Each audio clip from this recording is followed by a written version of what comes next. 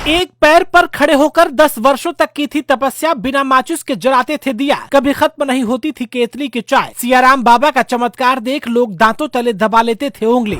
130 साल की उम्र में हनुमान जी के बड़े भक्त सियाराम बाबा का हुआ निधन तो हर किसी की आंखें हो गई नम। इस उम्र में बिना चश्मे के 20 से 22 घंटे तक करते रहते थे रामायण का पाठ। सियाराम बाबा ने कुछ इस तरह से शुरू किया था सन्यासी का जीवन। अपने भक्तों से लेते थे बस 10 रुपए का दान, बाकी का पैसा कर देते थे वापस। आज बताएंगे सियाराम बाबा के चमत्कार की कहानी। आध्यात्मिक संत सियाराम बाबा का बुधवार यानी कि 11 दिसंबर को मोक्षदा एकादशी के दिन 130 वर्ष की उम्र में निधन हो गया। उन्होंने मध्य प्रदेश के नर्मदा नदी के तट पर स्थित आश्रम में सुबह अंतिम सांस ली। संत सियाराम बाबा हनुमान जी के अनन्य भक्तों में से एक थे। वो भक्तों के दान के तौर पर सिर्फ 10 रुपए ही लेते थे। उनका धर्म अध्यात्म से गहरा जुड़ाव था, इसलिए वो हमेशा रामचरितमानस का पाठ किया करते थे।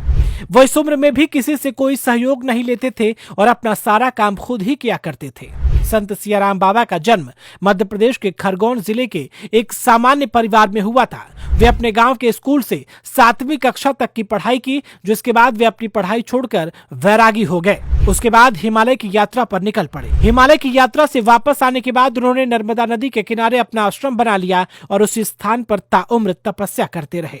बता दें कि संत सियाराम बाबा के बारे में कहा जाता है कि वे 12 वर्षों तक मौन व्रत में रहे। इसके अलावा उन्होंने 10 वर्षों तक एक पैर पर खड़े होकर तपस्या की। बता दें कि सियाराम बाबा को लोग चमत्कारी संत के रूप में पूजते थे। इनके चमत्कारों के चलते भारत से ही नहीं बल्कि दुनिया भर से लोग इनके दर्शन के लिए आते रहते थे।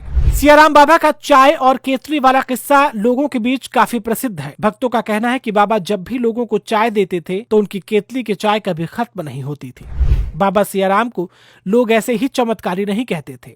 चाहे कड़ाके की सर्द हो या फिर झुलसा देने वाली गर्मी, बाबा हमेशा सिर्फ एक लंगोट में ही रहते थे। भक्तों का कहना है कि उन्होंने कभी भी बाबा को लंगोट के अलावा किसी और कपड़े में नहीं देखा। कुछ साल पहले सोशल मीडिया पर बाबा के चमत्कार का एक वीडियो जमकर वायरल हो रहा था। वीडियो में दावा किया जा रहा था कि बाबा ने बिना माचिस के ही दिया जला लिया था। हालांकि हम इस बात की पुष्टि नहीं करते हैं। बता दें कि उनके निधन की खबर सुनते ही भक्तों में शोक की लहर दौड़ पड़ी। वहीं बड़ी संख्या में लोग उनके आश्रम पहुंचे। बाबा ने अपना उत्तराधिकारी फिलहाल किसे घोषित किया है यह स्पष्ट नहीं है। हालांकि आने वाले समय में उनके उत्तराधिकार को लेकर के भी भक्तों की निगाहें टिकी रहेंगी।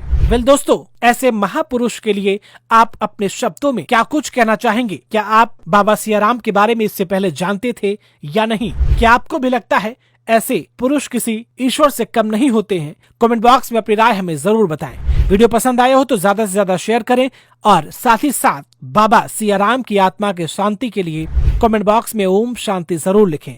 अभी के लिए फिलहाल इतना ही।